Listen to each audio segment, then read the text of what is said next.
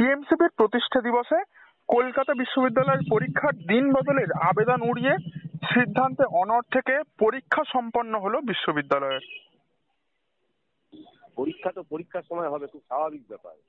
Naturally যারা রাজনৈতিক দল থাকে তাদের বিভিন্ন ছাত্র সংগঠন থাকে, তারা তাদের মতো করে তাদের কার্যক্রম প্রতিষ্ঠা দিবস চালাতেই পারে। এখন যে ছাত্র সংগঠনটাকে নিয়ে আপনি প্রশ্ন করছেন, এই তৃণমূল ছাত্র পরিষদের প্রতিষ্ঠা দিবস, এটা নাকি বলে 28শে আগস্ট। আচ্ছা ওদের বলতে বলবেন তো, তৃণমূল সুপ্রিয় মমতা ব্যানার্জি পারলে বলুন, সে উত্তর দিক যে কোন সালে 28শে আগস্ট তৃণমূল ছাত্র পরিষদের প্রতিষ্ঠা হয়েছিল।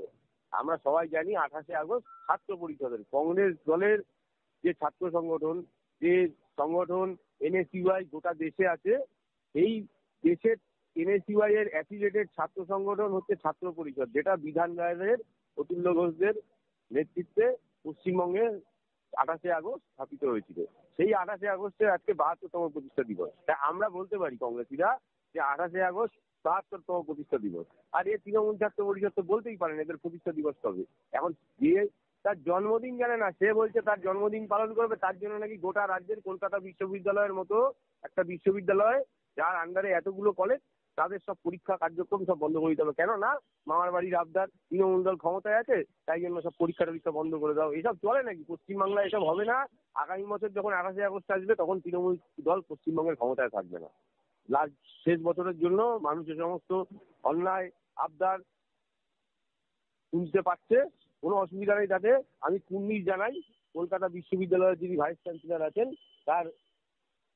সে যেভাবে বদ্ধপরিকর থেকে তার দায়িত্ব পালন করেছেন, যেভাবে সিদ্ধান্ত গ্রহণ করেছেন, তৃণমূল কংগ্রেস, তৃণমূল ছাত্র পরিষদের এই সমস্ত আমচা চামচা বেলচা নেতাদের রক্তচক্ষুকে উপেক্ষা করে তিনি যেভাবে সিদ্ধান্তে অবিচল ছিলেন, আমি তার এই সিদ্ধান্তে অবিচল থাকাকে স্যালুট জানাই, কুর্নিশ জানাই, ধন্যবাদ জানাই।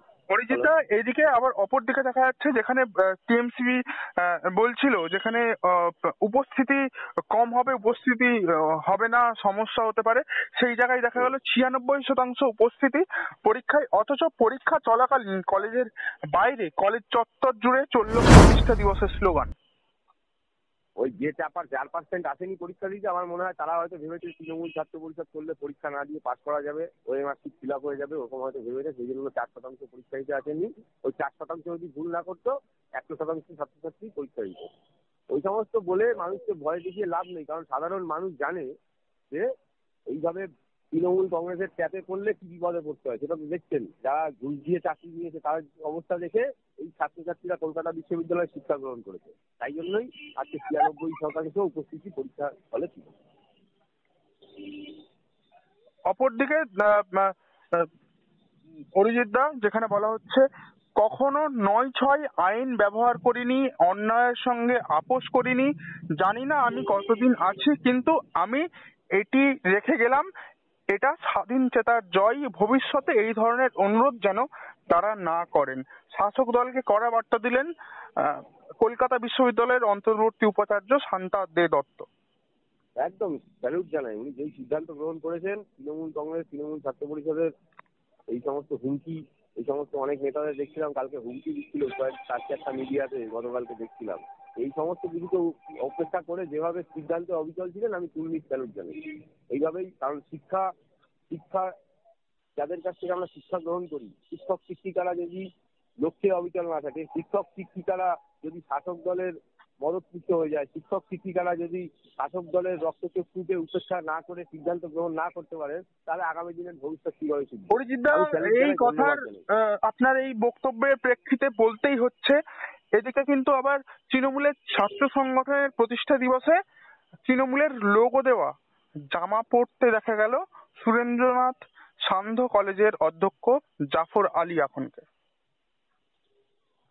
কে পড়েছে জামা? ও জামা তো বিলানো হয়, ওই জামা তো বিলানো হয়। এই জামা হচ্ছে প্রত্যেক দেখবেন 21শে জুলাই যখন হয় তখন এক ধরনের জামা চুরি করে বার করা হয়। সেই জায়গায় কিন্তু প্রশ্ন এখানে উঠছে, সুরেন্দ্রনাথ সান্ধ্য কলেজের অধ্যক্ষ জাফর আলী এখন সেই জামা পরলেন। এই আর কি করা যাবে বলুন? আর এই একটা বছর সহ্য করুন, কয়েকটা দিন আছে, আর সামনের বছর 28শে আগস্ট তৃণমূল কংগ্রেস তো আর ক্ষমতায় থাকবে না, তখন আর এসব দেখতে হবে না। আপাতত কিছু দিনের জন্য সাধারণ মানুষ, বাংলার মানুষদের আমাদের এই সমস্ত কিছু সহ্য করতে হবে।